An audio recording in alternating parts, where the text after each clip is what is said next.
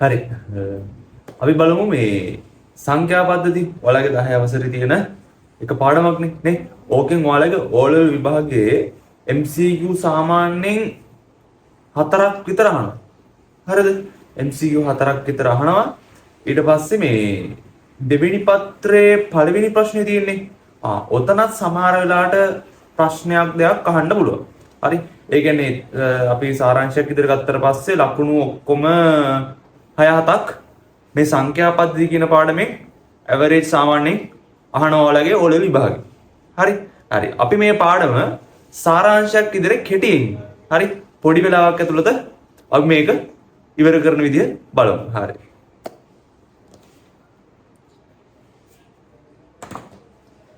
හරි. මේ පාඩමේ අපිට මේ විවිධ සංඛ්‍යා පද්ධති අතර පරිවර්තනයන් තමයි කරන්න තියෙන්නේ. හරි. සංඛ්‍යා පද්ධතියක් කියන්නේ මොකද්ද? සංඛ්‍යා පද්ධති තියෙනවා ඔයාලට ඉගෙන ගන්න 3ක්. හරිද? දැන් අපි සාමාන්‍යයෙන් කතා කරන්නේ මොනවද? කතා කරන්නේ, ඒ කියන්නේ භාවිත කරන්නේ මොනවද? භාවිත කරන සංඛ්‍යා පද්ධතිය දශමයේ සංඛ්‍යා පද්ධතිය නේ. ඒ කියන්නේ බිංදුවේ ඉඳලා 9ට පාවිච්චි වෙන සංඛ්‍යා ටික තමයි දශමයේ පාදයේ සංඛ්‍යා කියන්නේ. හරිද? ඒ කියන්නේ බිංදුවේ ඉඳලා 9ට යද්දී ඉලක්කම් කීයක් තියෙනවද? ඉලක්කම් 10ක් තියෙනවා නේ. ඒ කියන්නේ බිංදුවත් එක්ක 10නේ. හරි. අන්නේ 10ක් තියෙන නිසා තමයි ඒකට කියන්නේ දශමය පාදය කියලා. හරි. මේක දශමය පාදය.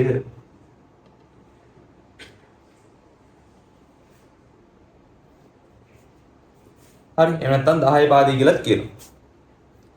ඊට පස්සේ තව පාදයක් තියෙනවා මේ අෂ්ටමය කියලා. අෂ්ටමය කියන්නේ කීයටද? අෂ්ටමය කියන්නේ 8ට. හරිද? අෂ්ටමය කියන්නේ 8ට. ඒතකොට 8 කියන්නේ 8 පාදයට. 8 පාදයේ මට කියන්නේ දැන් මේකේ දශමය පාදයේ බිංදුවේ ඉඳලා 9ට යද්දිනේ ඉලක්කම් 10ක් වෙලා 10 පාදේ කියන්නේ නේද? ඒ වගේ 8 පාදෙත් ඒතර කොහොමද වෙන්නේ? 8 එනවද 8 පාදයට? නෑ. බිංදුවේ ඉඳලා 7ට තමයි තියෙන්නේ 8 පාදේ අපි ඒකට කියනවා අෂ්ටමය කියලා කියනවා. හරි. අෂ්ටමය. හරි. 10 පාදේ තියෙනවා. ඊට පස්සේ අෂ්ටමය පාදය. තව පාදයක් තියෙනවා. 16ට මොකක්ද කියන්නේ? 16ට. 16ට අපි කියනවා මේ ෂඩ්දශමය කියලා. හරිද? ෂඩ්දශමය. අපි කියනවා ෂඩ්දශමය.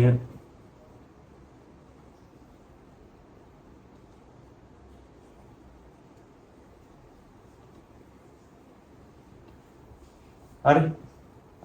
ඊට පස්සේ මේ මම ඉස්සෙල්ලා 3යි කිව්වේ සංඛ්‍යා පද්ධතිය මේ 10 පාදේ නැතුව. හරි. ඒතර ඔයාලට පරිවර්තනයන් කරන්න තව සංඛ්‍යා පද්ධතියක් තියෙනවා. ඒක දීමේ. හරි. දීමය.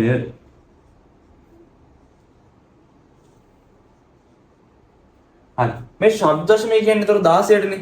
ඒතර බිංදුවේ ඉඳලා කීයටද යන්නේ? 15ටනේ. අපි සාමාන්‍යයෙන් ඔය 10 ඉඳලා 15ට එනකන් සංඛ්‍යා ටික 10 11 12 එහෙම ලියන්නේ නැහැ. හරිද? බිංදුවේ ඉඳලා 9ට එහෙම ලියලා ඉවරලා 10 ඉඳලා අපි ලියන්නේ 15 වෙනකන් A to F. හරි. ඒ කියන්නේ A කියන්නේ කීයද? 10. B කියන්නේ 11. C කියන්නේ 12. D හරි. අන්න එහෙම යන්නේ. ඒතර F කියන්නේ 15. හරි. A ට කියන්නේ එහෙම. ෂඩ්දශමයේ තියෙනවා. ඉතින් අනිත් එක තමයි දීමේ කියන්නේ කීයද? 2යි. 2යි නම් 2 ලියනවද? නැහැ. එහෙනම් බිංදුවයි 1යි තමයි දීමේ පාදේ අපි පාවිච්චි කරන්නේ. හරිද? හරි. ඒතර මොනවාද ප්‍රධාන වශයෙන් සංඛ්‍යා පද්ධති 4යි. අෂ්ටමයේ, දීමේ, ෂඩ්දශමයේ සහ දශමයේ. හරි. දශමයේ කියන්නේ අපි සාමාන්‍යයෙන් භාවිත කරන සංඛ්‍යා පද්ධතියනේ. නේ? බිංදුව ඉඳලා 9ට තියෙන සංඛ්‍යා 10යි. ඊට පස්සේ ඔන්න ඔය සංඛ්‍යා පද්ධති අතර මේ පරිවර්තනයන් කරන්න තමයි මේ පාඩමේ වලට තියෙන්නේ. ඒ කියන්නේ මෙහෙම. හරිද? අෂ්ටමයේ බිංදුව ඉඳලා කීයටද තියෙන්නේ? 7ට ඈ 8ක් නැහැ. හරි. මෙන්න මේ සංඛ්‍යා පද්ධති අතර පරිවර්තනයන් තමයි කරන්න තියෙන්නේ. කියන්නේ 10 පාදේ ඒවා මේ අනිත් හැම පාදයකටම හරවන්න.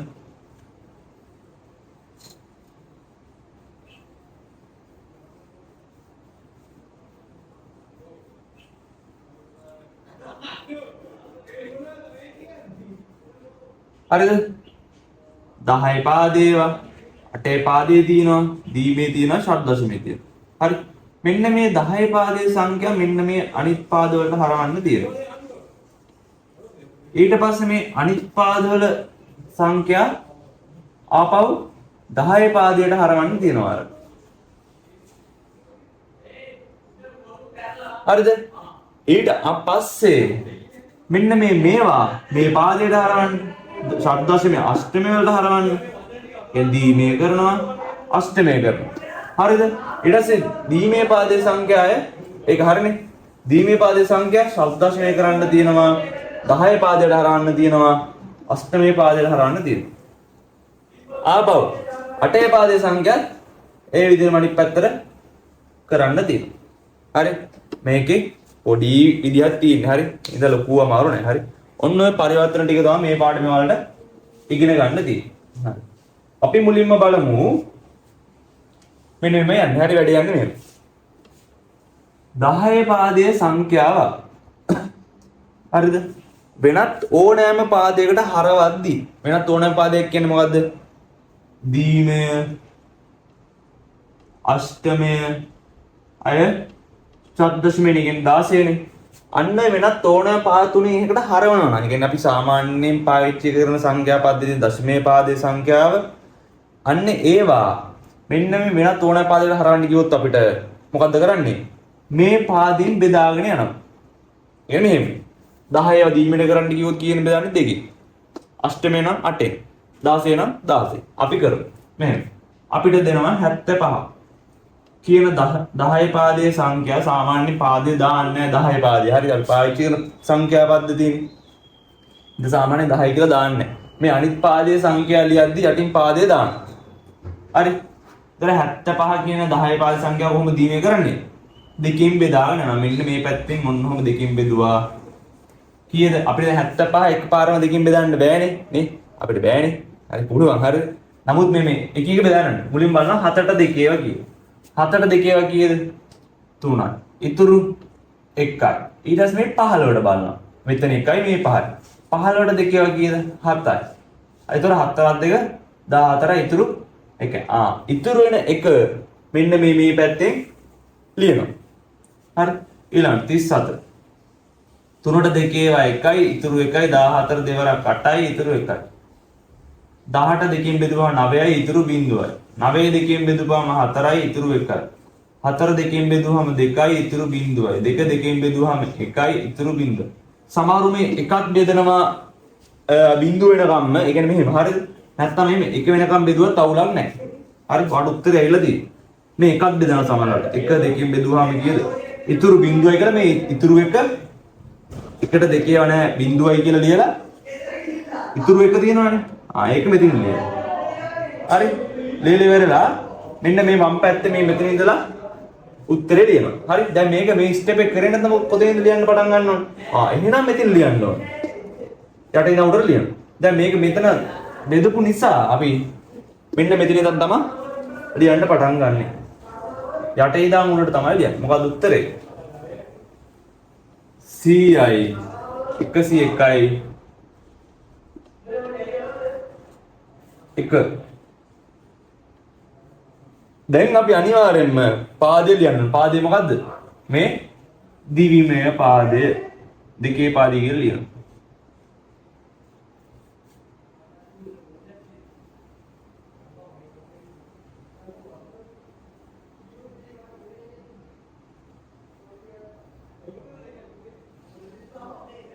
හරි පැහැදිලිද?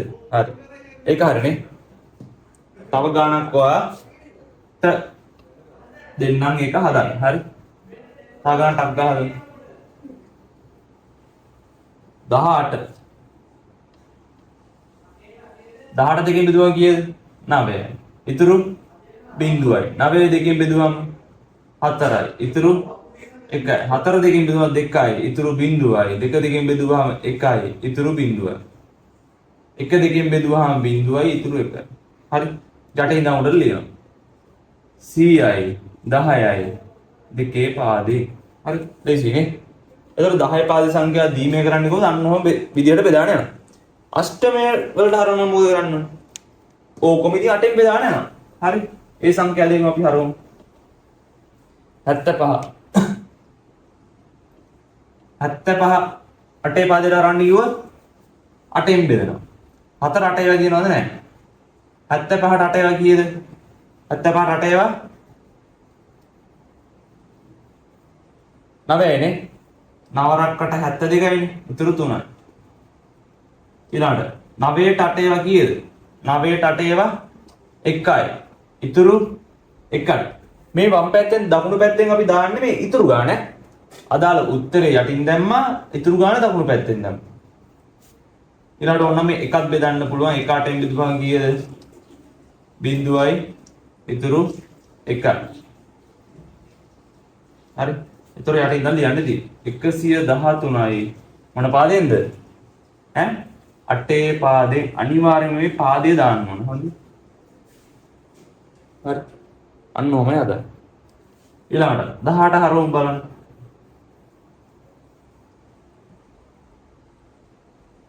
18 8 පාදයට 18ට 8 ඒවා කීයද? 2යි 16යි ඉතුරු 2යි. මේ දෙකත් ඕනනම් බෙදමු. දෙකේ නෙමෙයි 8 නේ බෙදන්නේ. 0යි ඉතුරු 2යි. 22යි 8 පාදේ. හරි. ඊළඟට ඒ සංඛ්‍යා දෙකම 16 පාදයට හරවමු. 75 16 16 කීයද? 5 80යිනේ. එහෙනම් 4 කියන්නේ 16.32 64යි නේ. එහෙනම් 16ට 75ට 16ව 4යි. ඉතුරු කීයද? 64යි කියන්නේ 6යි 70යි 75යි කියන්නේ 11යි නේ.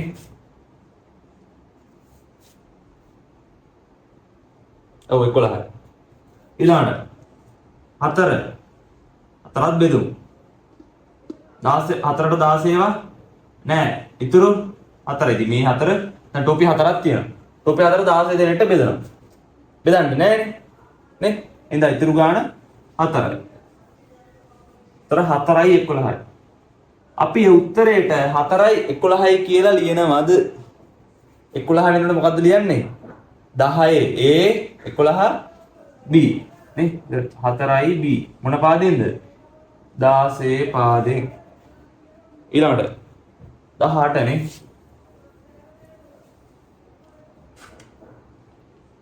18 16 පාදයට 1යි ඉතුරු 2යි. 1ට 16 බිඳුවයි ඉතුරු 1යි. 1යි 2යි මොන පාදයෙන්ද? 16 පාදයෙන්. අපි දැන් මේ 16 පාදය කියලා ලිව්වේ නැත්නම් මේක නිකන් 10 පාදයෙන් 12 වගේ නේ පේන්නේ. අනිම නෙමෙයි 1යි 2යි තමයි උත්තරය ආවේ. හරි. 12යි. හරි. ඒ විදිහට තමයි ඒතර 10 පාදයේ සංඛ්‍යාවක් වෙනත් ඕනෑම පාදයකට හරවන්න කොහොමද කරන්නේ? ඒ පාදයෙන් බෙදාගෙන යනවා. දැන් ඒක අනිත් පැත්ත. දීමේ සංඛ්‍යාවක් දිනා මෙන්න මෙහෙම. හරි. දැන් මේක අපි කරන්න හදන්නේ මේක 10 පාදයට හරවන්න හදලා. හරි. බලමු කොහොමද හරවන්නේ කියලා. මේක 10 පාදයට හරවනවා නම් අපි මෙන්න මේකේ බලයන් ටිකේ එකතු අරගෙන අගේ එකතු කරනවා. හරි. ඒ මේ පාදය දෙකනේ. එහෙනම් දෙකේ බලයන් තමයි ගන්න. 8 පාදයෙන් නම් එහෙනම් 8 බලයන්. 16 පාදයෙන් නම් එහෙනම් 16 බලයන් ටික ගන්න. හරි. සාමාන්‍යයෙන් බලයන් යන්නේ බිඳුවෙන් තමයි පටන් ගන්න. මේ දෙකේ බිඳුව, මේක දෙකේ 1, මේක දෙකේ 2, මේක දෙකේ 3. බිඳුවෙන් තමයි බලන්න. පටන් ගන්න. හරිද? ඕනෑම පාදයේ බිඳුවේ බලය කීයදගේ 1යි. හරි.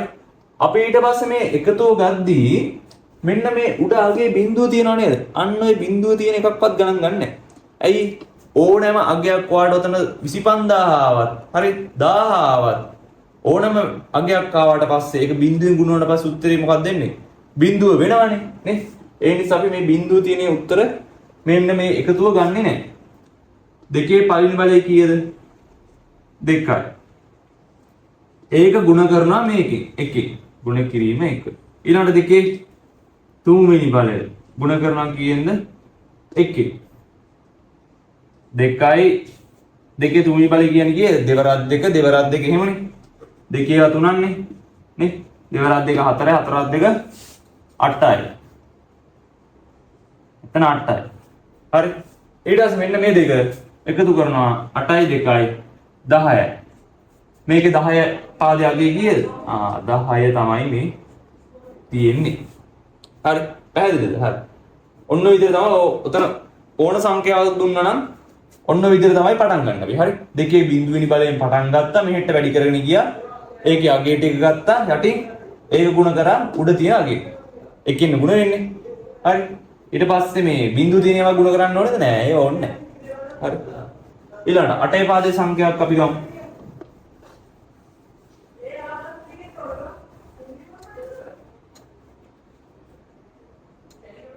75 8 පාදයේ තියෙන සංඛ්‍යාව.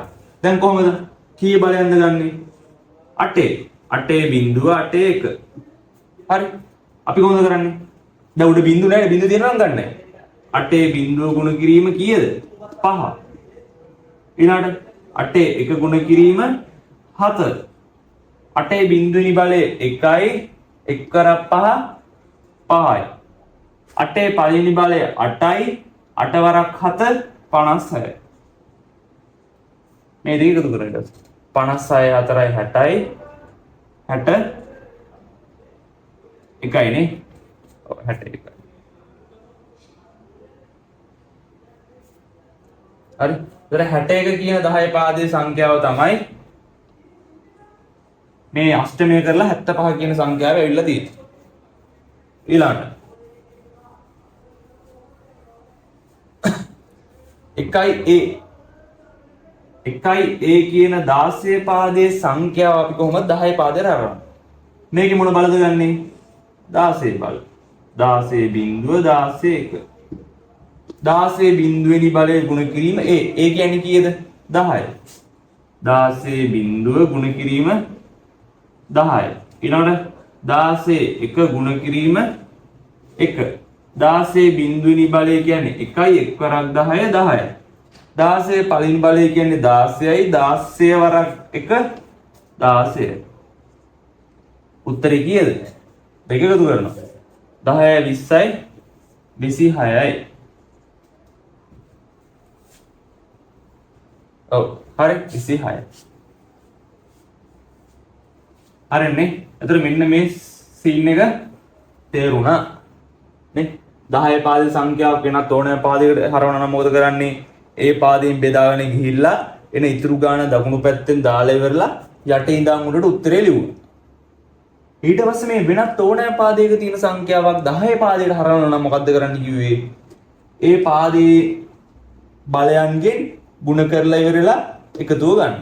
දැන් කරේ? හරි. හරි. ඒ ටික ඉවරයි. හරි. ඊළඟට අපි බලමු අෂ්ටමය පාදයේ සංඛ්‍යාවක්. හරි. කොහොමද අෂ්ටමය පාද සංඛ්‍යාව කොහොමද ෂඩ්දශමය කරන්නේ කියලා බලමු. හරි. ෂඩ්දශමය.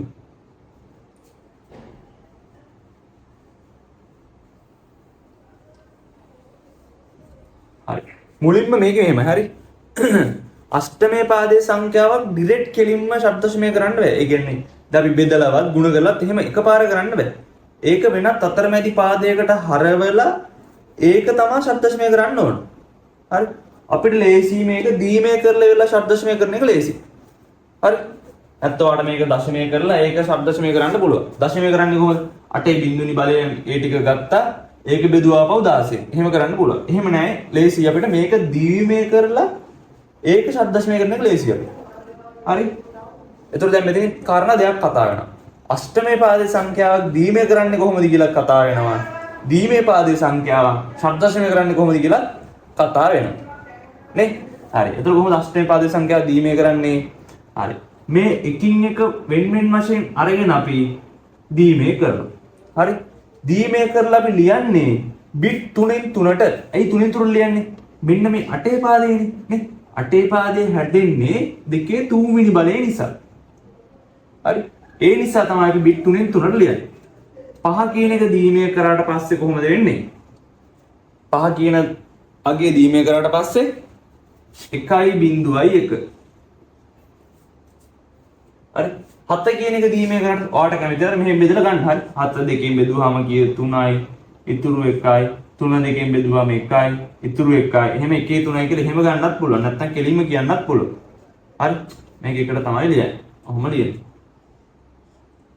හරි දැන් මේක මොන පාදයේද දීමේ හරි දැන් මේ කොහොමද මම මේ එකපාරම කටින් ගත්තේ මේවට කෙටි ක්‍රමයක් තියෙනවා මෙහෙම මේ ඒක වෙන්නේ මෙන්න මෙහෙම හරි අපි දා ගන්නවා අර දෙකේ බිඳුවෙනි බලය දෙකේ පළවෙනි බලය එහෙම ගත්තනේ අන්න ඒ වගේ අගයන් ටික අපි කටපාඩමෙන් ලියා ගන්නවා හරි දෙකේ බිඳුවෙනි බලය 1යි දෙකේ පළවෙනි බලය 2යි දෙකේ දෙවෙනි බලය 4යි අන්න එන. ඉතින් අපි ඒක එන්නේ මෙහෙමයි හරි 1 2 4 8 16 32 64 128 256 එහෙම තමයි යන්නේ හරි ඒක අපි කටපාඩමෙන් ලියනවා කොහොමද එන්නේ 1 2 4 8 එහෙම ඔන්න ඔය ටික පාඩම් කරන්න. එතකොට අපි ලේසි ටක් ගාලා මේ ටික දාගන්න.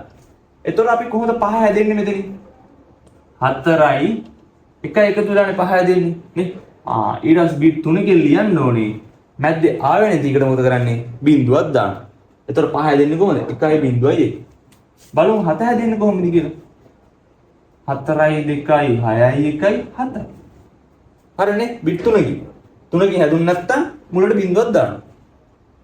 දැන් අපි කියමු 3 ලියන්න ඕනේ කියලා 3 කොහොමද හැදෙන්නේ 2යි 1යි හැබැයි අපිට ලියන්න ඕනේ ඒක බිට් 3කින් ඒ ඉන්න මුලට බිඳුවක් දාලා අපි ලියනවා 0.1 කියලා හරි ඒක ගත්තේ එහෙමයි එතකොට මෙන්න අපි දීමේ කරා දැන් මේක ශබ්දසමයට හරවන්න ශබ්දසමය කියන්නේ කීයද 16 කියන්නේ දෙකේ කීනි බලයද 16 කියන්නේ දෙකේ 4 වෙනි බලය දෙකේ 4 වෙනි බලය නිසා අපි මේක බිට් 4න් 4ට කඩනවා. අෂ්ටමයක දීමේ කරන්න බිට් 3න් 3ට කැඩුවා. දැන් මේක ශබ්දසමය කරන්න අපි බිට් 4න් 4ට කඩනවා. 4න් 4ට කඩන්නේ දකුණු පැත්තේ කෙළවරේ ඉඳලා. හරි. 1යි 2යි 3යි 4යි. 1යි 2යි. නෑ නේ. එහෙනම් මුලට බිංදු දෙකක් දාන්න. 4යි. මුලට බිංදු දැම්ම ගලගේ වෙනස් වෙනවද නැහැ? 4 දැන්. හරි. ඊට පස්සේ මේ වගේ ආපහු දශමය අගේ ගන්න. හරි කොහොමද ගන්නෙ? අර විදිහටම ගමු. 1 2 4 8. නැත්නම් ඔයාලට මේකන් අර බලයන් දාලා ගන්නත් පුළුවන්. හරි. දෙකේ බිඳුව දෙකේ 1 දෙකේ 2 එහෙම බලයන් දාලා ඉවරලා ಗುಣ කරලා ඉවරලා එහෙම ගන්නත් පුළුවන්. ඊළඟට මේක ලේසියි නේ. 1 2 4 8. කොහොමද? ඊට පස්සේ මේ 1 තියෙන තැන් වල අගයන් ටික එකතු කරනවා. 8යි 4යි 12යි 1යි 13යි. මෙතන 1යි 2යි. ඒ කියන්නේ 3යි. 3යි 13යිනේ නේ.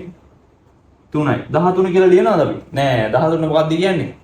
10 A 11 B 12 C 13 B. එහෙනම් 3යි D 16 පාදය.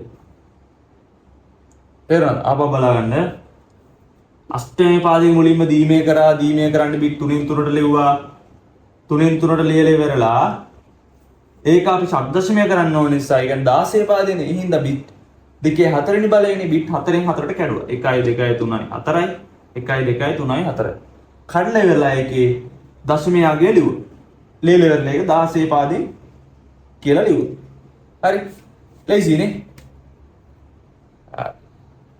දැන් ඔය අනිත් පැත්ත කොහොමද කරන්නේ? ශබ්දසමය පාදයේ සංඛ්‍යාව කෂ්ඨමයට හරවන්නේ කොහොමද? හරි එකක් බලමු ටක් ගන්න. එතකොට ඉවර. ඔය ඇතුලේ වාට අර පරිවර්තන ටික ඔක්කොම සෙට් වෙලා තියෙනවා. හරි. ශබ්දසමය පාදයේ තියෙනවා 1යි A.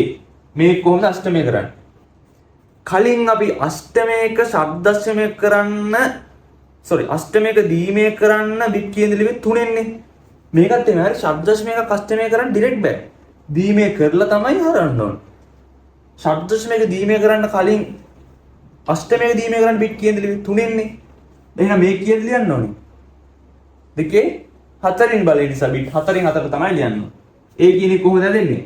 ඒ කියන එක හැදෙන්නේ අර ලියලා බලමු 1යි 2යි 4යි 8යි. ඒ කියන්නේ 8යි 2යි. නේ 1.1 හරි අවුලන්නේ බිට් 4ක් තියෙනවා. එකමනේ. ඒ නිසා මුලට බිංදු 3ක් දානවා. දෙවුවා. දැන් මේක දීමේ කරපුවෙ මොකද කරන්න ඕනේ? මේක අෂ්ටමයට හරවන්න බිට් කීයෙන් කීයද කඩන්න ඕනේ?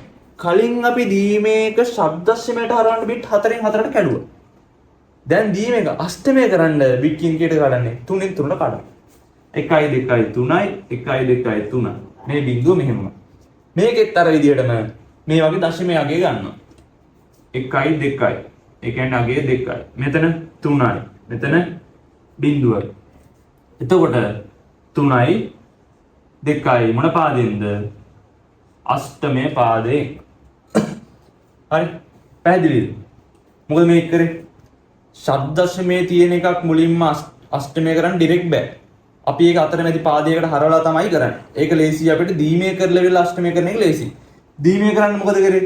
දීමේ කරන්න බිට් 4න් 4ට වෙනේනම ලිව්වා. ඇයි 4න් 4ටම ලිව්වේ? ඇයි ඒ දෙකේ 4 වෙනි බලය 16 නිසා. කලින් අෂ්ටමය කරන්න බිට් 3න් 3ට ලිව්වේ.